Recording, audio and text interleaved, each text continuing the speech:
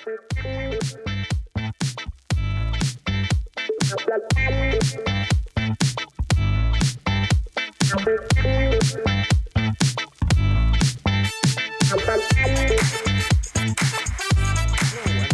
to another episode of Real Arsenal Talk with Stevo and Larry. How you doing, Stevo? How's it going? How's things, my friend? How is this weekend treating you? Yeah, I'm pretty average, really. Yeah. More ways than one, but on a footballing note. Yes, footballing note, of course. Yeah, it's difficult. Difficult, you say, huh? Difficult, yeah, difficult. I mean, after Man City getting beat, we discussed going 9 points clear, and then obviously our draw, and then Villa's defeat. I'm just so, I don't know how to take it. I don't know how to kind of like feel, really. It's like, I'm happy we've gained an extra point, but we could have been 9. What do you think, really? I mean, I don't think I want to put my actual thoughts out in the air, to be honest. Out there in the ether of things. But look, mate, the chances were there, the opportunity was there, and we didn't take it. We did not take it, and it's so frustrating because it's Man City chasing us, and we're right back where we didn't want to be, really. So yeah, we could have been 9 points clear, and it would have been very, very satisfying. But again, still obviously not the end. But it would have been a nice little cushion, especially when we faced them, don't we? We faced them at some point. April. Yeah, April. Okay, yeah. So I think it's like April 18th or whatever. Yeah. So hopefully, I was kind of hoping by the time we got to that match that the results, like we would have been far enough ahead where it's like, okay, even if the worst happened, it wouldn't have mattered that much. But right now, it's cutting it close. It really is cutting it close, and I hate using the word frustrating so many times on this podcast. Right? It's frustrating to say frustrating, So yeah, look, yes. I'm like you and most Arsenal fans as well, and even Declan Rice at the end of the match, when he had that whole fucking shit every time. Yeah. So what else can you say? That's a guy who's playing for the team, by the way. So it's not even an outsider. That's a guy playing for the team. So I don't know, man. It's been fun. Yeah, no, it hasn't been fun at all. It's been the opposite of that. I mean, when you look at it, from the start of the season, we've been frustrated, and we obviously we're going to like say, look, we're 7 points clear in the Premiership. There's 16 games to go. We're clear at the Champions League. We don't have to we don't have to win the game against Inter. We could rest all of our players ready for Man United. But it's been one of those, such a frustrating season where we haven't really played well, have we? Really, when you think about it, apart from the Villa game, I don't really recall thinking to myself, wow, we were brilliant today from back to front. It's just such a strange season that we're having, that we're top of the league and we're still not happy. I just can't fathom it out. Even from the first match, really, isn't it? From that Man United match, yes, we won 1-0, but it wasn't the best of performances. It was just more Man United were poor, and I think that's the real issue. Like you said, it's been strange is probably a good word to describe it, because to be top and not perform to the best of our ability as a team, it just means that the other teams are just letting it go, and we're still not taking it. It feels like that Leicester season all over again. That it's like, why did we not win that match? Like that season? Sorry, how did we not win a trophy that season? So. Look, if City win again, we've said it before, and I don't want to start really on a negative note, but there's not really much that we can, positives about it, to be honest with you. I mean, Portsmouth, really? Do we really want to go down that road of, sort of bragging about beating Portsmouth? It's nothing. It's nothing. I mean, you look at their stadium, you see our players, and you think, yeah, this is in the bag, and it was in the bag. Fair enough. But yeah, in terms of the Premier League, I don't know. I'm still not convinced with the way that this team is performing right now. And like I said, even Declan Rice saying the same sort of, in like, that's making the same sort of sentiment. It's it's a difficult one. It's a difficult one, and against obviously Forest, happened yesterday, and unfortunately we had to sit through that.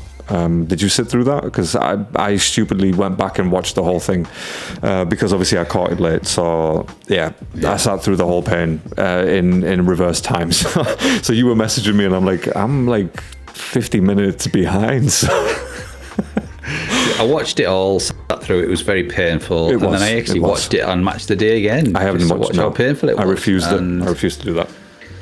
Yeah. So no, it's.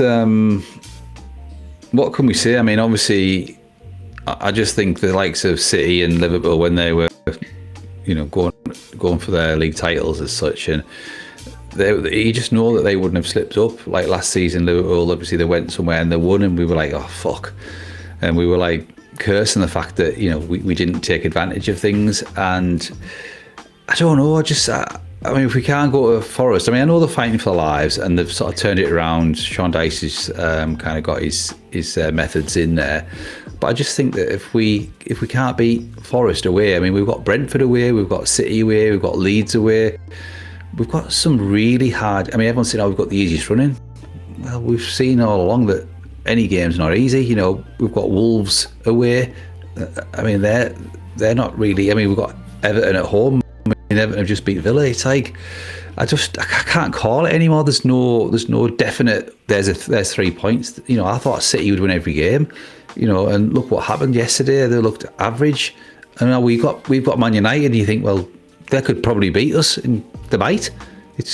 You just don't know, do you? It's absolutely horrendous season. I agree with you on Man United, by the way, but that's obviously, we'll have that discussion a bit later on, near the end. So, but yeah, look, since the Liverpool match, well, including the Liverpool match, we've had 2 draws and 2 wins, all competitions, right? So obviously, wins in the cups and draws in the Premier League. So it's kind of like, it looks like a nice little sort of filling in the sandwich, them 2 wins. But when you think about it, it's like, I don't really care for those. I'm glad that the players played. I'm glad that there was heavy rotations and whatnot, but I don't really care for those. That's, again, that's all well and good, but I need you to do the same in the Premier League. And 2 draws in the last 2 Premier League matches, it's a run that we've had before, right? It's a run that we've had before, and I didn't really care for it either, because it just makes us look not worthy of the title. It's probably, like you said, the word's strange because of where we are. But yeah, look, do you want to talk briefly about the cups, by the way? Anything you want to add from the cups? Chelsea was a good performance. Yeah. Chelsea was a good performance. Obviously, I think the second goal, which probably put a bit of a damper on it, their second goal, give them a bit of hope. And although we're at home on the second leg, it's still not honest, really. I thought I said to my son, I said, Gyokeres is going to score tonight, and he did. And I felt like he might have scored yesterday, but obviously, that it went 1-0 down, but we didn't start very well, and then we knew we would play better. What else can you say, really, about the Chelsea game? I don't really want to say too much, to be honest with you, because like you said, it was a decent performance. It should have been out of sight, very early on, and again, we just weren't clinical enough, and it makes the next match difficult, really. So it should have been something that should have just been put to bed, but no, made it difficult for ourselves yet again and again, because Chelsea don't really have much else to fight for. They'll probably bring them their A+ game against us at the Emirates. So just to win that cup. Because again, what else have they got to fight for? And that's us out of another cup sort of thing. Then we've got the FA Cup. Who we got in the next round? I can't even remember who we got in the next round. Who did we get? I can't even remember. Were we going to? Oh, Wigan. That's right. Yeah, Wigan. Of course. Yeah, Wigan. So that could, maybe could be a banana slip. It could be one of those games like, whoops, we just lost to Wigan. I think we're at home, aren't we? So yeah, well, that doesn't mean much really. So let's just, real quick, by the way, I did realise that it was a little bit delayed, but I don't know whether that's from your end or from my end. Where were we? Chelsea. Yes. Fuck that. Oh my God. Why do we keep talking about these guys? I know. Because they're probably going to come back to the Emirates and beat us, and we'll be like, fuck, there's one trophy out the way. Yeah. But you never know. You never know, do you? No. Hey, look, like I said, let's just be positive and let's move on from that because Chelsea, like I said, we won Portsmouth. We beat them. I know Gyokeres, obviously, he didn't play against Portsmouth, did he? No. A bit surprising. But then again, I'm not really based on his performances. So, I mean, is that something that you care much about in terms of Gyokeres? Like, what are you making of him right now? There's a lot. I mean, last week, Saka, I don't know if you saw on a lot of the social media websites, news outlets and stuff like that Saka was getting a bit of our treatment, really, that we've been saying all season and bits of last. They've been saying, he's useless, he's this, he's that, and now it's all, like this last week or so, it's all been about Gyokeres. But yeah, I mean, obviously it's a concern. It's always a concern because he doesn't still look fit to me. He still looks like I don't know about yourself. Obviously, it's like, is he unfit? Is it just that the Premier League is just so fast and the players are a lot better than the Portuguese league? I just don't know because sometimes I think he's strong, he's good, but now I think his heart has gone a bit. His head's down. He's mega lacking in confidence. He still gives 100%, but I think he's kind of become frustrated with the team's sort of style of play. I don't know about you, but I think that's playing on the back of his mind. The goal he scored against Chelsea, you saw he sort of waved his arms in the air as if to say, why didn't Saka pass it first time? And luckily Ben White did and he scored. So I can see his frustration, but I also understand everybody else's frustration. But at the same time, I don't know if you know Haaland's stats, he hasn't scored he might have only scored 1 in 9 games with no assists, and that was a penalty as well. So no one's really talking about him because obviously he's a goal machine in general. But I don't know. What's your thoughts on the big Yok? I'll be honest, right? We've defended him as much as we can, to be honest, up until the halfway point of the season. But when you look at those matches and then you look at the way that he's carrying on right now, you just think it's nothing's really changed. There's only so much you can do, sort of for the team. But there's other times when you need to step up as an individual player, and I don't know. I mean, it's not like I've lost hope or anything like that in him as a player or anything. So let's not go that far or dramatic, but it's not looking good. It's not looking good, and I'm not being convinced yet. There's not one match where I think he's been very convincing as a striker. As a football player, fair enough, that's fine. But as a striker, like what we need, no, I don't think he's proven enough to me, to be honest. And again, he was brought in to be the finished product, right? He was the elder of the two, of him and Sesko. So we brought him in. We thought he's going to translate those goals that he scored in Portugal, but obviously that was never going to happen. Like not even half of it. It's not even close. So. Yeah, not a convincing season so far. There's still obviously time to improve that. This could be like, the best time when he steps up and actually scores like 20 goals and it's like, what? Oh, this guy, we've always known that he's great. But, that's never going to happen, I don't think. So yeah, until that happens, I can't really, this he needs to show me more, really. Not just me, but the whole Arsenal fan base and even the Premier League in general, because people are slating him out there, man. Gyokeres and stuff like that. It's just like, I can't. So not convinced, and I really hope that Havertz being back and Jesus obviously, sort of having more game time, I hope they push him, like, even tactically push him, because he was meant to be the different player out of all three of them. Jesus is, has always been more of a winger, sort of, he's comfortable playing a striker, but Havertz, he was brought in to potentially be a midfielder, like, left 8 or whatever it is. So, and he ended up being a striker. So it's, and Gyokeres was specifically bought to be a striker, and it's like, you're doing false 9 stuff. Like, we've got that. Like, can you stop this? And look, just obviously we'll get onto the Notts Forest game right now, but even in this game, I don't know if you noticed, but how deep was this guy playing? Like, what was he doing? Was he trying to like hug Saliba or something? Like, what? Just go play up front, you tit. Yeah, I mean, I'm personally still in favour of him. I'm just as frustrated as everyone out there, and I think it is down to our style of play, and it really doesn't suit him, and we aren't changing because we've got a left winger and a right winger playing on obviously the wrong sides because they like to come inside because they're not a traditional left or right winger. Do you know what I mean? Like Saka or Madueke's slightly different because he does like to go at the bar line and cross with his right.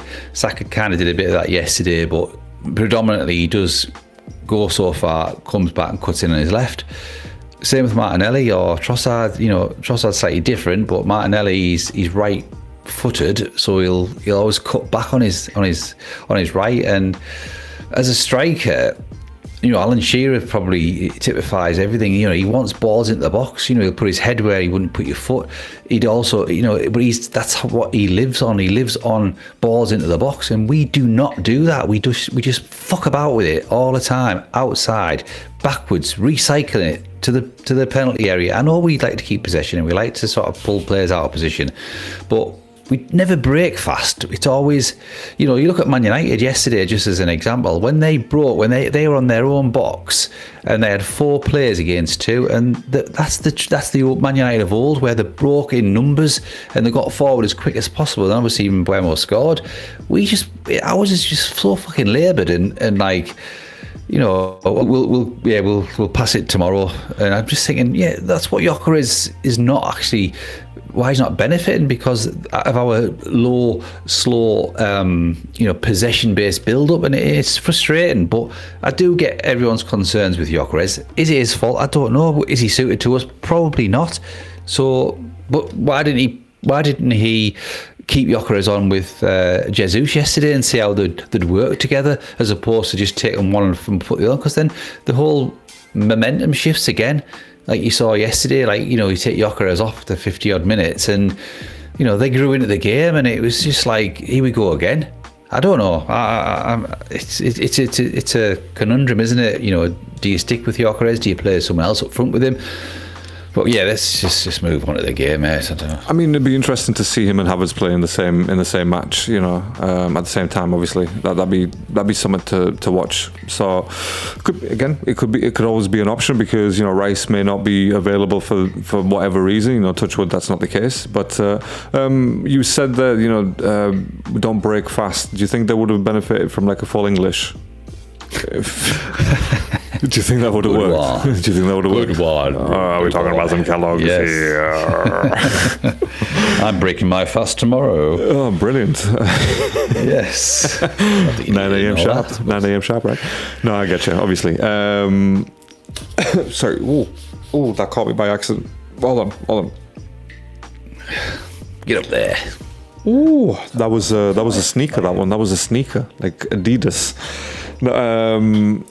Yeah, look, with Gyokeres, like I said, there's still plenty of the season to go yet, so he could really just perform out there. But like I said, I really doubt that's going to happen, and not enough has been proven. So yeah. Look, let's talk about the Notts Forest game. I mean, it was God, that's the only way I can describe the match. I don't know if that's a category or not. Like, can we describe a match as, God's sake? Because I think that was that match. That was the Notts Forest game. So, you know, Look, tell me what you thought overall before we, like, you know, talk about some stuff, because there's some stuff I want to talk about. Right. So obviously, you know how a typical play is. We never do anything at like 100 mile an hour, do we? We never play like as though we need to win the game. We always play like we've got all the time in the world and we'll score eventually. That's how I see every time we start a game. It's always backwards, sideways. If we can't go forward, it's backwards, sideways, backwards, sideways. And for the first 20 minutes, I thought, 25 minutes even, we were dominating and we created a couple of chances, and obviously, you know, the Martinelli chance. But yeah, it just seems like the momentum was always with Forest. When they had the opportunities to break, it seemed as though they were the ones that looked a bit more threatening than us. Like they did everything a bit quicker, whereas we are always a bit laboured. And it's just this recurring theme. Every single match that we played, it'll be the same against Man United. But they'll probably catch us on the break and they'll probably score. And that's the worrying thing, basically. Yeah. I mean, Man United, we've got some really good forward players. You know, let's make no mistake about that. And the way that our defense has been recently, I don't want to say shaky, but it's almost there. It's almost shaky. And look, Timber at left back again. That's 2 matches in a row, wasn't it? I think he played in the cup game at left back as well. And now, why no Miles Lewis-Skelly? I think shit. Okay, I mean, all right, let's move on. And fair enough. That's all I need to know, man. I just need some confirmation. Me and Mikel, we know he is shit, and that's why he's not playing, because he's fucking dog shit slow. I'm just saying, right? Especially in the Notts Forest match, there was, especially in the first half, even we were playing with the 2-3 going forward. So obviously Saliba, Gabriel at the back, and then you had your Timber, Zubimendi, and White, I think it was. But that's a perfect match for Lewis Skelly, no? Like for him dropping into midfield and doing that sort of thing, or were they just afraid of counter attacks and being hit on the wings? Because it's not like Forest did that, but they had some good players. You know, like Igor Jesus, for example. He was quite good, man. You know, he was a good player. He caused some some dangerous stuff as well. Yeah, Hudson-Odoi, very good player as well. Again, someone who we potentially could have bought. You know, when he was sold, but again, the whole injuries thing. So we had a good player. So again, it's not like forward players. So it's not like Forest weren't threatening. You know, they came at us. They had some really good chances, you know, throughout the match. Even though we were dominated, but they still had some really good chances, you know, some dangerous stuff. You know, there's a couple where I think one of them, Rice, sort of like puts his foot in it, and it's quite early on, sort of thing. But you know, it's stuff like that. You know, all it takes is just him to be switched off, and then that's it. It's 1-0. Then what? They go defensive. Then we can't break them down. You know, the whole drill, and you know how it goes. So.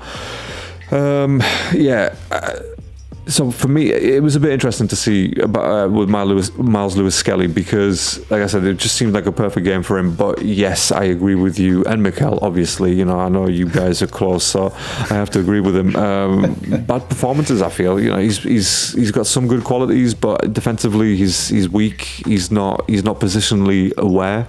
He's not enough to be that sort of defender. So okay, fair enough. If you want to be a midfielder like Trent Alexander-Arnold, then just move to Real Madrid, right? I think with Miles Lewis-Skelly is, and I think with Hudson-Odoi, he was on the right, wasn't he? But you normally on the left, I think. So and that pace would have. 100% guaranteed that would have been a penalty if it wasn't Timber there. Timber just got him even Timber's quick, and he got done by Hudson-Odoi's pace. So if that had been Miles Lewis-Skelly, I think we'd have lost that game, seriously. I think that's the thinking behind it. You know, I'm not sure about Ben White. Obviously we'll talk about the whole team, you know, in general, but Yeah, they've got some good attackers.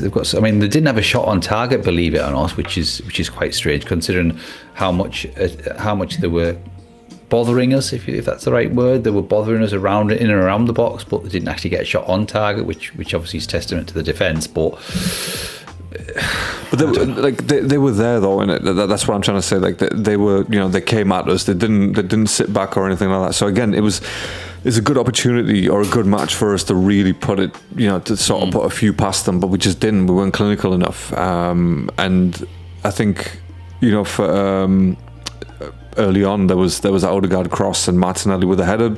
Should he have scored? Maybe yes. I feel like maybe yes, he should have scored. Because again, why is he there? Where's Yok? Was Yok playing? Of course he was playing, right? But where was he doing? Dragging a couple of defenders out the way so Martinelli, so Martinelli can miss. Yeah, that's great. Thanks for that. That's fantastic. But yeah, so good. It's a good chance. It's a good chance very early on, and again, could have really just set the pace set the tone for the whole game, but it didn't. And again, I don't want to say that we struggled because we didn't struggle, but it just made it difficult, more difficult for ourselves for no reason whatsoever. And the most interesting thing for me, especially early on, was Gyokeres playing that deep. Why was he playing that deep? What was the need for him to do that? Tactically, was he told to do that, or was he just, like you said, lost confidence that much where he's like, do you know what? I need to be involved in other aspects. Yeah, I'm not getting the ball, so I'm going to look for it. I don't know. Does that make sense? Is that a thing? Because if it is, then that's not good enough. I'm afraid mentally, that's not good enough. And you look at the stats as well, just like as overall stats. Yeah, we should have absolutely just been straight 7-0 in this match. Well, 4-0 at least, but we were very strong. And 15 shots on target, sort of thing. 15 shots overall, 3 shots on target. So again, yeah, it makes sense that we're not clinical. We're not clinical enough in these zones. But yeah, just another fucking match where it's like you kind of watching in between your fingers. You're like, oh god, 1 goal from Forest. This is the end. Absolutely the end. But yeah, like I said, and then almost straight after they had their own chance where, like I said, where Rice intercepted. So not technically a shot on target, but again, they were there, and Rice, he's very good at what he does all over the pitch. So lucky for us, I guess, right? And his deliveries, by the way, can we just real quick? I mentioned Rice. Can we just talk about his deliveries? Like, Jesus. Yeah, I mean, his deliveries, you better than DHL, man. Absolutely spot on out there. Better than DHL. Straight in the fucking money, right on the door. Like, arms open. There you go. Yeah. Yeah, 100%. 100%. He's like, he's the only one where you think, well, once he's on the ball and dead ball situations, but. I know we're scoring goals from them, but I don't want that. He didn't touch the ball for the first 15 minutes. I don't know if you saw. He did not touch the ball for 15 minutes, and I'm thinking to myself, hang on a minute. He was completely played in the wrong position for me, and obviously we're going to get towards like tactics and stuff like that. But I thought Arteta got his tactics and his team selection piss wrong. Piss wrong. Right, okay, yeah, that's a good term. Yeah, we'll go with that. We'll go with piss wrong. Yeah, okay, well, I mean, talk to me then. Tell me some stuff. Tell me some stuff. So the back four kind of picks itself at the moment because we've got, obviously, with the injuries and stuff. I don't think Odegaard's... He still hasn't stepped up. I know he had one good game against Villa, but other than that, I don't think he's played particularly well. I think Rice was completely out of position. I don't think that's why he didn't touch the ball for the first 15 minutes, because he was just nowhere. He wasn't getting any service. No one was passing to him. Zubimendi, I think they should have swapped it around at some point. But anyway, that's by the by. The front three, I don't mind, obviously, Madueke. But obviously I don't like Martinelli. I don't think he is that type of player for that position. And the subs that happened, again, I'm absolutely dumbfounded by what happened. He takes Odegaard and Zubimendi off, and Madueke, and Martinelli, and the subs, other than Saka, was shit, absolutely fucking dog shit, and did absolutely fuck all. And I'm amazed that we've got all these amazing attacking players and he doesn't know how to utilise them, and that's because he's not that way. His mind isn't that way inclined for attack. He's more defensive, rigid, Lego, whatever. He's just not that way. He's just not that way inclined, if you know what I mean. He's not expressive enough in his personality, in his ability to mix the team up. Like, I thought, you would see if you agree or disagree or not, but obviously they took Martinelli off, put Odegaard, put Trossard on. I thought that, yeah, Trossard's okay, but it wasn't the game for Trossard. I would have said, right, keep Gyokeres on, take Martinelli off, put Eze on the left, right? I don't mind the change with Saka and Madueke, to be fair, because I think they're pretty much matched and they similar, both cause problems. Yeah. I don't get the Merino incident. I think I would have left Zubimendi on, but Merino absolutely dog shit. Like I say, I don't ever want to see him in the Arsenal first team again. He's just a wasted player. He's too slow. He missed that glorious opportunity as well, and he got in obviously Gabriel's way. We probably would have scored. I just don't. I can't get. Obviously, it's the namesake with Mikel that he keeps sticking by him. And I don't think that's the reason, but I know obviously it's not, but it's just like this Spanish kind of allegiance that he's got, and I just think, oh wait, Mikel, he's just fucking not good enough. He scores the odd goal, but sorry, to which Mikel are you talking to at this point? Fucking cement boots, man. Honestly, don't get me started on him. He's absolute piss. I won't, because you've made it abundantly clear, by the way. So, and I think the issue that you have is him playing in that position rather than him playing altogether. Because again, try him. Up front, he's not too bad. Yeah, take Gyokeres off, put Merino on, try something different, then if that doesn't work, you've always got Havertz to sort of throw on right at the end. Put Havertz on instead of Odegaard. I don't get that. Odegaard's a creative midfielder. You're putting a fucking slow defensive midfielder that can't run in his place. Put Havertz in there. Yeah. Or Eze, I know he put Eze on later on, but Eze, switch it around, put, Jesus on the wing or Eze on the wing. Jesus on the wing. Jesus on the wing, Merino potentially up front after the change, Saka down the right. I think that could work. Or Eze.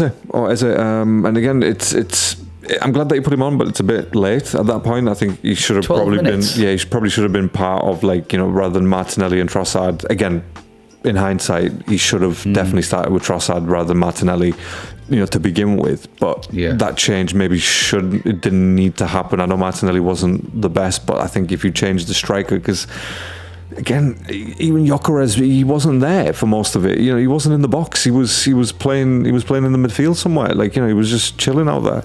So I can't really blame Martinelli too much. I mean, again, he had a couple of chances. He was probably our most dangerous player, by the way, in the first half. He was literally that guy, but nothing came of it.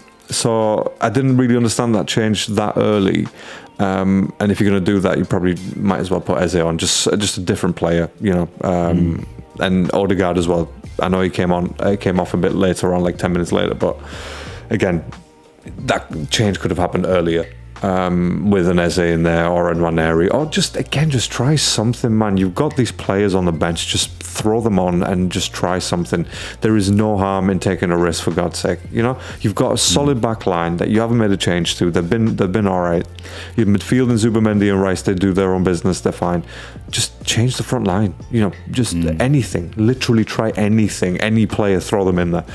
But no, again, Lego and all that stuff. So, like you said. But look, other stuff in the first half, just going through some of them that sort of stood out. Raya had that moment in the sort of 23rd minute where he just sort of decided to be a midfielder himself, where he's like, we don't have enough midfielders today, so I'm just going to join in. And he had a little sweeper keeper moment, which was quite good. Could have been dangerous though. Could have got it all wrong. Could have got a red card. So I'm glad that he didn't. I don't mind it. I honestly don't mind it. It's ballsy. I don't mind it if it pays off. Obviously, it is very, very risky, but I thought it was quite decent. Yeah, I like Raya, man. I know you don't really care that much for him, but I really do like him.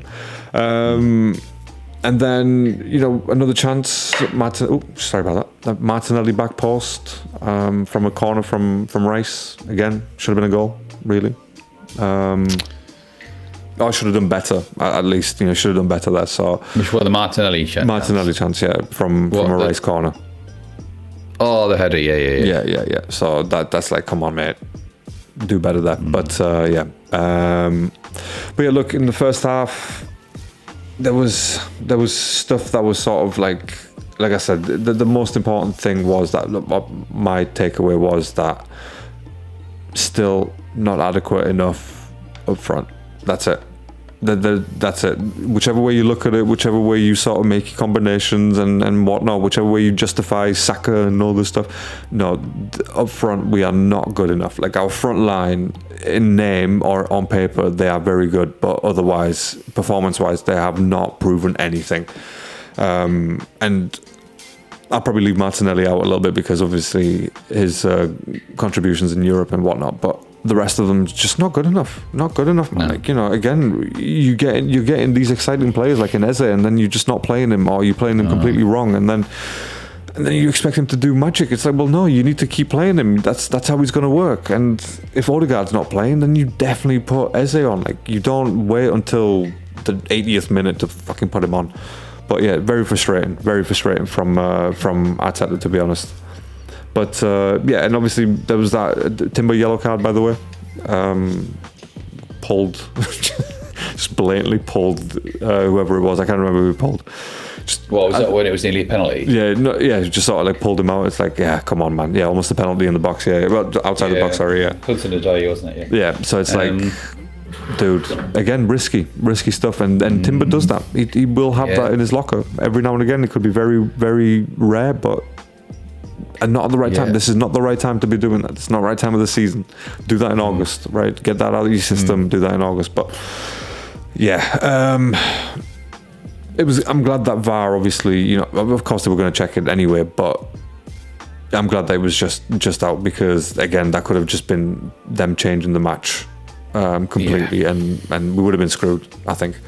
Maybe probably could have came back, but again, very, very difficult to do it. So I thought the atmosphere was very much like Sunderland's atmosphere. It was a game a bit like that, where you always were playing against the crowd. It was always going to be a really, really tricky game. I think if we play them at 3 o'clock on a Saturday afternoon, we beat them easy 3-0. But because it's under the lights, Sky cameras, everyone's focused on it, they're up for it. And it's a similar game. We always seem to have this where we're under the spotlight, so the pressure's on. But why are we, why are we not up for it?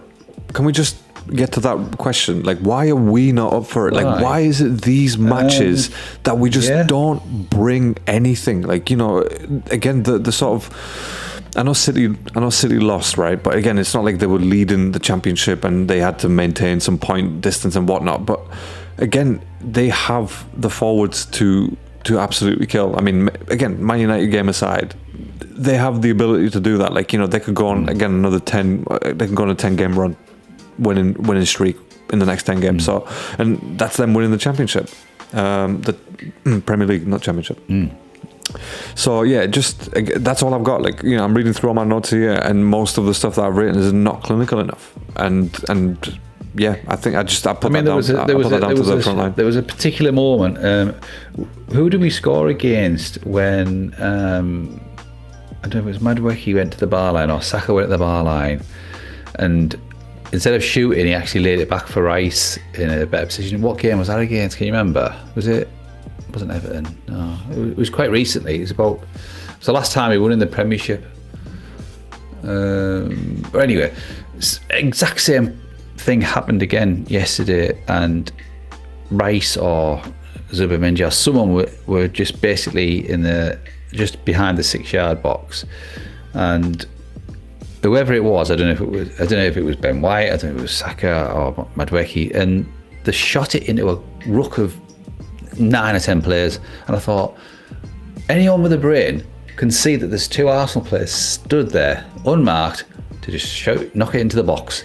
And it was like so frustrating, because I thought, anyone with half a brain cell, a bit of intelligence, any decent player would have spotted them instead of just going into the players. And I just thought, these type of things will come back, potentially could come back to haunt us, because it's either a point game to. We'll never know. We will never know until the last game of the season or 2 games of the season. But I just think that you're right about the clinicalness, but our forward's a bit naive. I think Gyokeres, he's proven over the last 2 seasons that he can score goals. But I think Saka and Martinelli, to me, have found their level, and I think all the players that have come in, like the Ezes and Maduekes, I think Saka, Martinelli and Trossard, they're at a level where they're not going to get any better, and this needs addressing either now, like look what Man City have just done. They went and bought Semenyo and Gay or whatever, and they already had like fantastic wingers, but our players, our current wingers, are not elevating us to the level that we was. Do you know what I mean or not? Like our current players have been there quite a long time, and everyone knows what they're going to do, and it's like, it's quite obvious that, the double up on Saka, Martinelli's one trick pony, he's got pace, but that's it. And I just think that this time in our season, it's so crucial that if there is a player out there for a left winger, because I think our right wing's, it's probably okay, to be fair, like you say, but our left side, our left wing is unbelievably weak, and I see that as our Achilles heel. Yeah. If we can sort that out, we'd win the league. But I don't think we're going to. I don't think there's no talk of signing anyone. If anything, it'll be a defender or a midfielder or something. But we're not going to go and sign a winger, and that could be our Achilles heel of not winning anything this year. Look, I'm not. Like, I understand that we can't really compete with City in terms of money wise. They keep spending, and apparently they had some charges against them. I don't know what's happened with that. So that just got forgotten. So they keep spending money, and they keep bringing players in, and players that we need as well. Like like a Semenyo, for example, that would have been a perfect player for us. But I don't know how true it was that he contacted us about the whole summer move. I don't know if that's a thing, but if it was, then fair enough. Fair dues to him. He gave us first shot. We were like, well, we can't guarantee. All right, move it on. But yeah, I don't really agree that much with City's way of going about it. To be honest, I mean, like it's checkbook manager, isn't he? That's all he is. That's all he has. Yes, he's a good manager, but he's had the best. He's had all the funds available to him wherever he's gone. He's had the best players wherever he's gone, and it's not right, is it? It's not right. So if that's how they're going to win the league, then unfortunately there's not much we can do. And even if we win the league this season, next season, whoever comes in, they're still going to spend a lot of money on bringing players in, because there's going to be a lot of players going out. So, and we just cannot compete with that. And if we win this season, as I've said before, it just feels a bit fragile. It feels like very sort of like, oh, okay, well, you're not going to win it for another 15 years now. That's the way it looks to me. It doesn't seem like a very sustainable. Again, I don't know. Maybe if we win it this season, the players will have this other mentality. They sort of, will transcend themselves as players and whatnot. But, I just don't see it happening. I can't see us going on, like, I'm not saying back-to-back wins or anything, but, like, I can't see us doing anything, in the next sort of 5 years. I can't see us winning 3 league titles. You get me? It just doesn't, I can't fathom that right now. It could be changes coming, I don't know, but right now I don't see it that way. But yeah, it's so where were we, by the way? Like, we were talking about, because we went really off track there talking about Man City. Screw them, screw Man City, mate. We don't care about them bastards. But yeah, you're right, left side. 2 seasons we've been chatting about this at the very least. It's a problem. It has been a problem for a long time, and Trossard and Martinelli, they are not starting players. Even looking at the sort of left back situation right now, I know Timber is a very good player, but maybe sometimes moving positions doesn't really help. And I feel like he's made a couple of sort of mistakes, especially in the last 2 games when he's played that. So yeah, it just seems. Arteta just really seems allergic to investing any time on the left-hand side of the pitch. If it's like, well, we don't have the players, well, fucking buy the players then. Like, don't buy Eze knowing that you can't play him on the left. Or if you've got Jesus, maybe try him on the left, see what happens. Let's try something different. He's a different player. He's a player who I feel like keeps his head up in comparison to Martinelli, and I feel like he's maybe slightly just a smarter player. Slightly. He is. You're right. So you're right. Just something different, take a risk, man. Take a risk. I know obviously Hincapie, I mean, what's happened with Hincapie? I know he got injured against, who was it against? Was it Liverpool or something? I can't remember. Yes, I believe so. So I know obviously he's like a predominant left foot, and I like him there, and I like Timber at right back. So obviously when Hincapie returns, then maybe the dynamism might change, because he is like 100%, 100 mile an hour full throttle type of player. But you're right. The left sided is woeful, and Odegaard again. He gets bashed off the ball. He's weak. Well, put Eze in there in the middle and let him run around with the ball. But why have you bought Eze? Why have you spent 60-odd million for him to play 12 minutes in 6 games or something like that? It just doesn't make sense. And you just start thinking to yourself, well, the Gyokeres, the Eze, we spent 20 million or something on both of them, and they're not performing. I think he scored 3 against Tottenham, and you thought that's going to kick on, but Odegaard comes back from injury and he's straight back in, and you think we've looked like we've struggled, haven't we, for the last 4 or 5 games that Odegaard's been in, other than the Villa game. So does Arteta see it? Do the team see it? Do the coaching staff see it? We see it. I do like Odegaard. I think on his day he's a decent player, but most of the time against Forest, we was getting bashed all over the place, knocked off the ball so easily yesterday. Yeah. I still maintain, and especially in the last month, I still think Rice should be the captain. I firmly believe that in myself. He should be the guy to lead this team. I think if he does, I think he'll demand a lot more from the players than Odegaard, because Odegaard just doesn't even have the sort of the physical presence and the mentality, does he? Right. Exactly. I mean, I'm sure he's ripped and everything, but that's not the point. But no, he doesn't have that physical presence. And whereas Rice does, you see him and you think, oh, that is the captain, right? He just has that look about him, that prep school sort of geezer, right? Obviously, so I really see him as the captain, and the way that he acts on the pitch and the way that his emotions sort of come out. It's like I don't want Rice to keep saying that sort of statement right at the end of every match. Oh, fucking shit every time, blah blah blah, because it's going to reach a point where he's going to be like, right, I'm going to move on now because I need to win something. So, Man City, please, whoever it is, Barca or Real or some shit like that. Probably Real, or even Man United. Yes, it sounds shit. Yeah, no, absolutely. If they put the money out, of course they will, and guaranteed he'll go there. They'll win the league. Yeah, Van Persie situation. Yeah, absolutely. And again, at that point, I just can't support this team any longer. Stevie, why do we keep doing this? We could have a break from supporting them until someone comes in who actually wants to win. But I think Saliba will be the same. I think Declan Rice.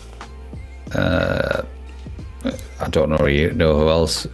Them two are the main players for me. That if we don't win anything this year, I think we'll possibly lose 1, maybe 2 of either of those. Declan Rice maybe give it 1 more year, but I think Saliba would be off this season, this summer, if we don't win out. Personally. Yeah, especially if we crash out of all 4 competitions. That's sad to think about, man. But it's definitely something to actually think about. So.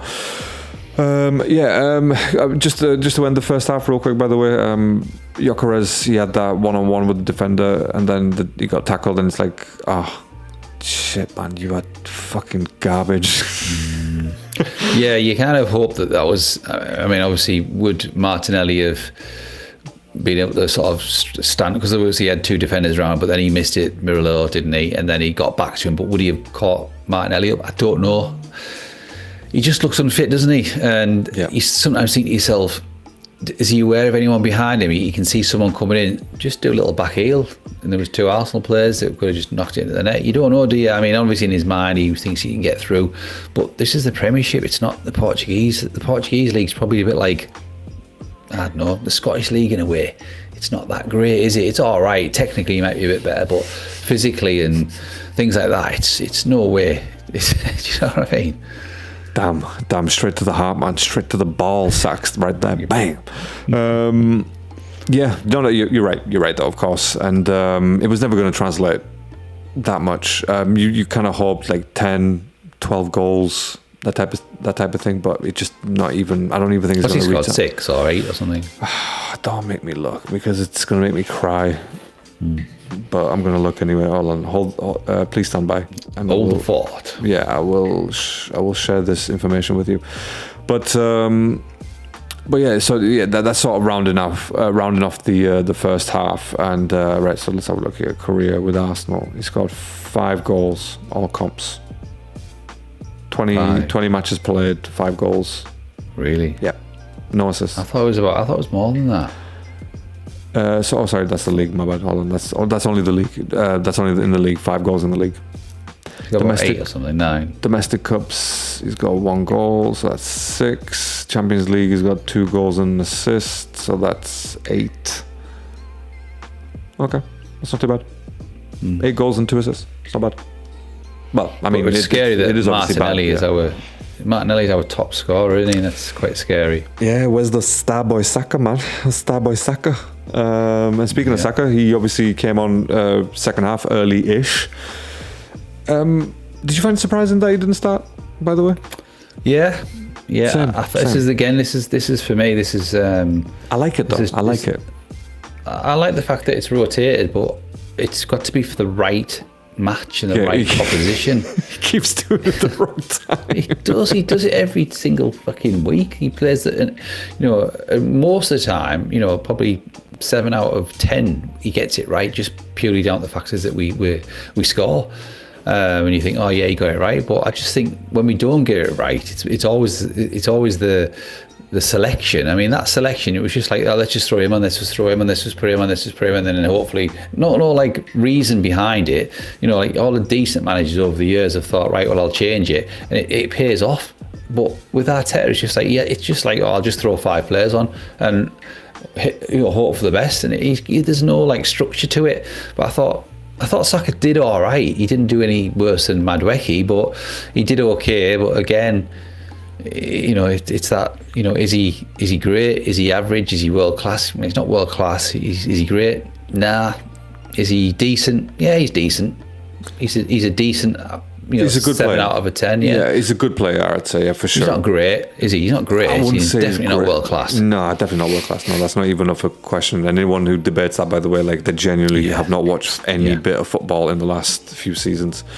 Very good player, like I said. But yeah, good player. But that. I mean, he came on. He was involved in a couple of chances. He had that cross, Rice shoots. And then a great save from Matt Sells. I thought again he kept him in the match. That was around like the header from Saka, you mean? Yeah. So that came later on, but just before that, a few minutes before that, there was Saka run sort of came down the right, crossed it in. Rice was in the sort of edge of the box / in the box. Oh, is that when it hit another? No. That was Sells. Is that when it hit Ayana did he save it, Sells? I think Sells saved it, yeah. Saved it, yeah. And then obviously there was the Saka header a few minutes later as well, which was from a Rice cross, which was really good. And again, Sells right there, man. He was right there with it. Yeah, he was man of the match for me. Yeah. As much as they've given it to Rice here on Flash Scores, I think Sells is probably the guy, to be honest, because he really kept him in it. So.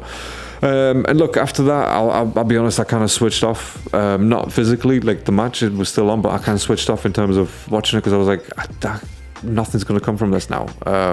Those were really good chances, and we didn't finish them. So, yeah, I mean, from your end, is there anything in the second half that we haven't discussed? Anything else that we haven't discussed? Martinelli's miss with his heel, have we really?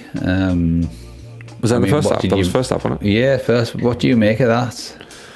With his heel, do you know what? I can't even remember that. I'll be honest with you. I mean, I even think Gabriel would have scored that.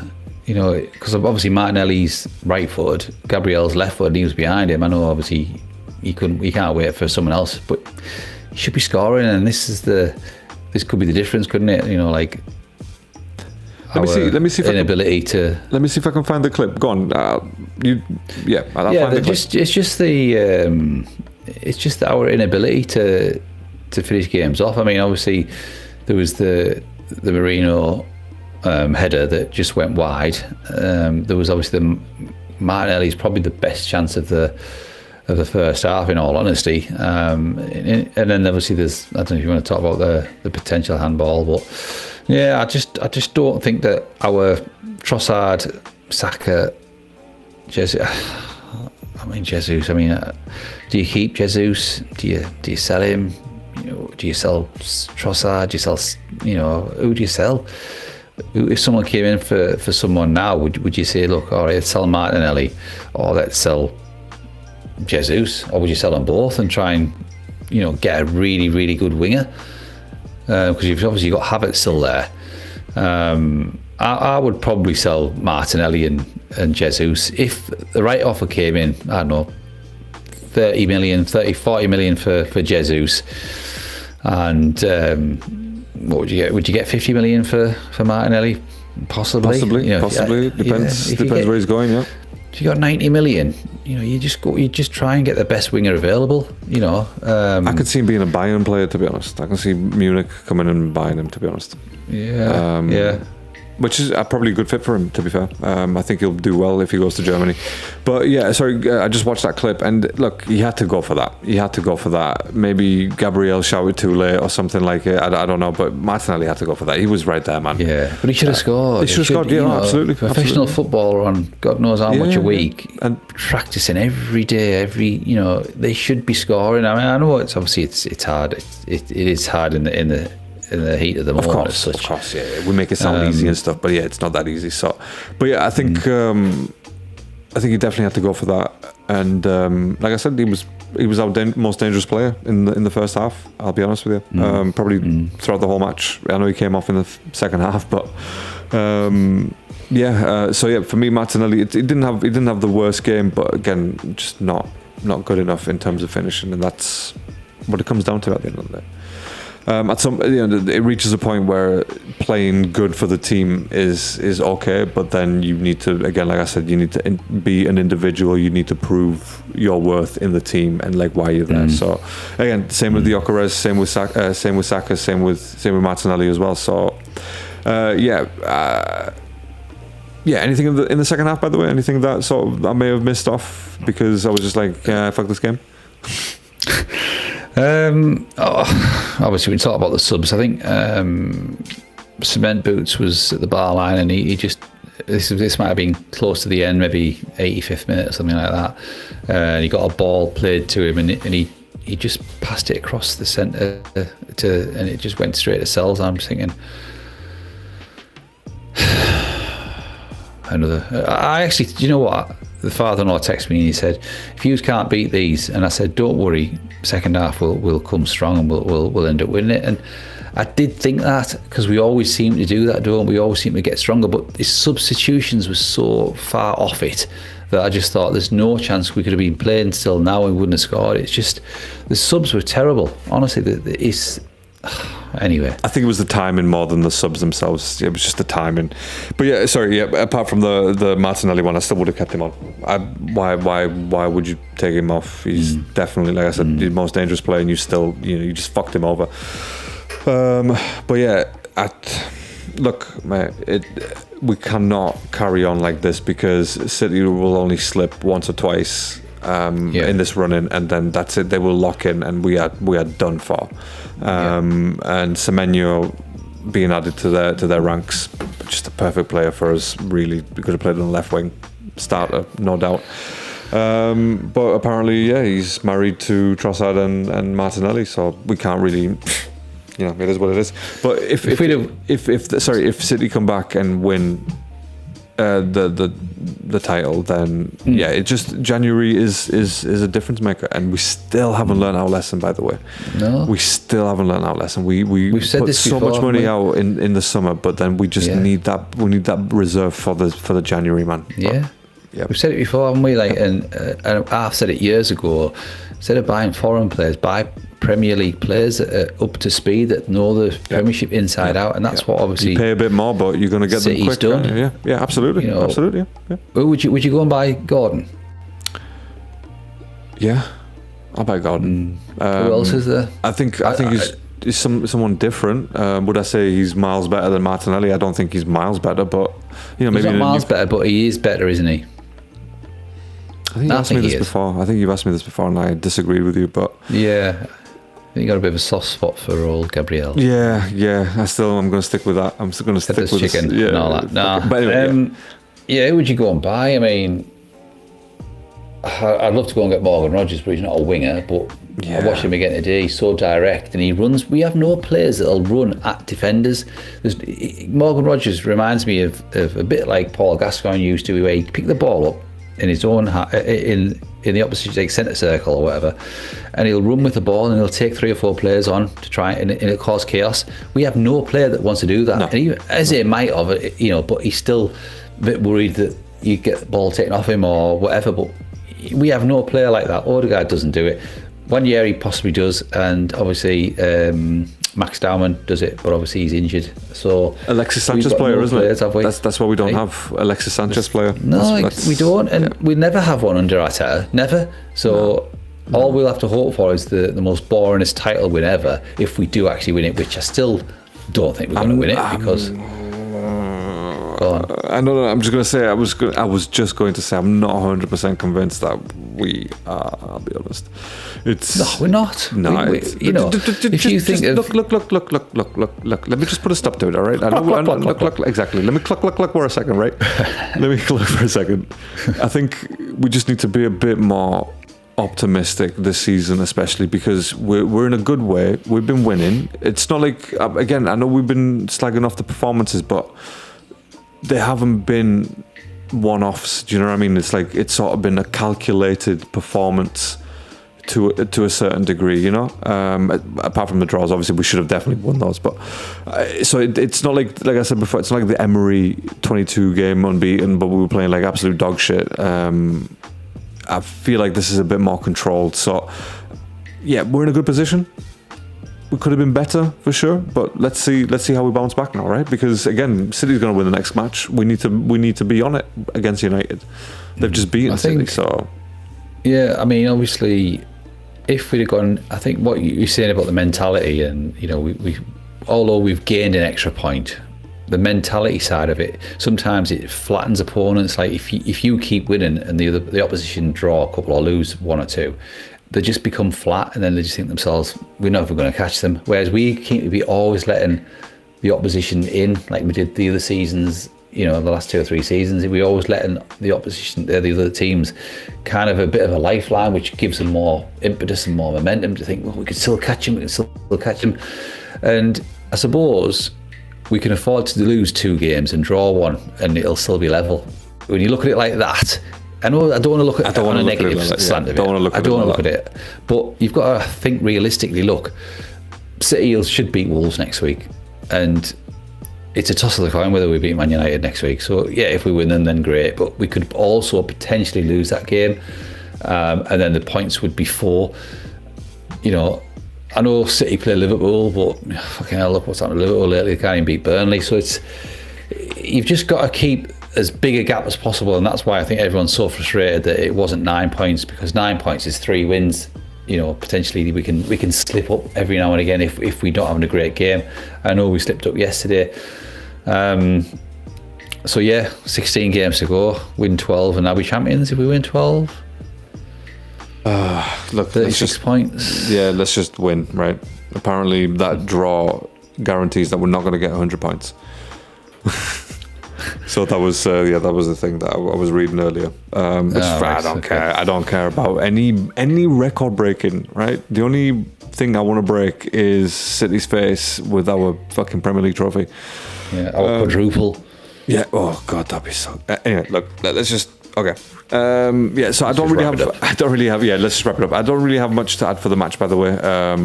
Not much on there. I don't really want to go through some player ratings because we actually have been going on for quite a bit. Yeah. But before we do go though, I just want to chat about. I just want to quick predictions for this for the United match. What do you think is going to happen? I'll tell you my prediction in a second. I've just got the Sky Sports player ratings up here. Do it. Obviously, Odegaard got a 5 and Gyokeres got a 5, which I kind of agree with. Yes. I thought Saliba was... Him and Rice probably were my man of the match. I don't know about yourself. I thought Saliba played quite well, to be fair. From our team only, I think Rice would probably... probably Rice. I think Rice would probably get it from me. Even though, like I said, Saliba obviously was very good, but Rice was not a difference maker. But I don't know. I felt like he kept the game running and he kept everyone sort of safe. So, but overall, it has to be Cells. So if we want to go on the predictions, but one more thing, do you think it was a penalty? Oh, sorry. Yeah. Or the handball? I'll be honest, right? Watching it initially, obviously it looked like a straight handball. I was like, fuck, that should be given. But then you watch the replays and you can kind of make the sort of the case for the ball hitting his thigh and then his arm afterwards. I know. I'm just saying. Personally, and in hindsight, I feel like yes, it should have been a penalty. Because the defender, was it Oleana? Was that Oleana? Ayana, yeah. So he posted, I don't know if you saw, but he posted something on Instagram. Eddie Guerrero. Do you remember Eddie Guerrero from wrestling? No. Okay. So Eddie Guerrero, anyway, he was a wrestler in WWE, and his motto was lie, cheat, and steal. Right? It was a good motto. Anyway, it was fun. He was a champion for a bit. So that's what he posted on his Instagram, so lie, cheat, and steal, and then he posted the picture of him doing the handball. So in hindsight, yes, I think he knew it was a handball as well. But yeah, just watching it initially, like I said, yes, penalty, but then the replays, you kind of make the case, and it's Michael Oliver, so it was never going to go our way anyway. Yeah, it was never going to... 100% thought it was a penalty, personally, because obviously his arm was up here. Yes. It wasn't down by his side. His arm was up here, and he moved his arm to keep the ball in play. So That's it, yeah. So for me, 100% a penalty, but like you say, VAR, it was Michael Oliver, Man City, all that malarkey, you know. So we were never going to get it. To me it was a penalty, but never mind. Yeah, no, that's fair. No, I like I said, I agree with you. But yeah, just Michael Oliver stuff, isn't it? Right. So real quick on the predictions, we're at home versus United. We beat them at Old Trafford. We play Inter Milan, don't we? On Tuesday night. Oh God, yes, I forgot about that. Oh my God, Champions League. Are you bothered about that game? I'm bothered because I want to beat them just because of the way that they beat us last season. That's probably the only as bothered as I'll get with that. But it'd be good to win. And then we don't have to worry too much about Almaty or whatever the fuck it is. What is it? Almighty God, yes. No, you're Almighty, right. Carrick Almighty. But we could lose against Inter. We can put our second team out. We can lose against Inter and beat. We're going to qualify anyway because I don't think anyone from. Because you have to get in the top 8, don't you? Yes, I think certain teams play each other as such. So we're never going to not qualify. So yes. I think that the next 2 games would just be a run out for players that haven't played, Norgard or someone like that, even Wanieri possibly. Yeah, it'd be nice to win, keep momentum going, but I wouldn't want to think that we have to go to Milan, lose a couple of players through injury or get tired, because obviously Man United have no midweek game, so they've got a full week of training ready for us. And what I saw yesterday, they look like they could cause us some problems. Mm-hmm. It's quite worrying. And if they beat us, then I dare say that they probably would deserve it, but you never know. We could trounce them. We could beat them 2-0. It's just such a volatile league that I can't predict anything at the moment. I know what you mean. I know it's just for conversation's sake, isn't it? Rather than But I agree. But look, against City, they were kind of sort of helped by the fact that City's defence is just shocking. Oh my God. Yes. Doesn't matter who they have in there. Kusanov was shit. Ake was shit. Who else came on? O'Reilly. He came on. He was shit. Yeah, and obviously there's a reason why they're bringing in Mark Gay. So, and I don't even think that's going to be enough, to be honest. Not just with Mark Gay. No, he's all right, but he's he's the Konate to someone's Van Dijk, basically. Do you know what I mean? Like if he was playing alongside Saliba, for example, then I can see he'll be a very good defender. But again, just we don't need any more of those. And he's a player who wants to be part of the first team. He can't just be sitting on the bench. So. But yeah, you're right. You can't really predict much. But against United, we should realistically have enough, because even their defense is not the best either. So we should have enough. But they potentially have some players who, like Bruno, for example, if he's on his game and he finds passes, it could be game over really quickly. Yeah, absolutely. But if we frustrate him, then I think we'll be fine. Yeah, it's a hard game. I mean, prediction wise, just randomly 2-2. I'm going to go 2-0. 2-0 Arsenal. But we could win. We could get beat. Like I say, it's so unpredictable.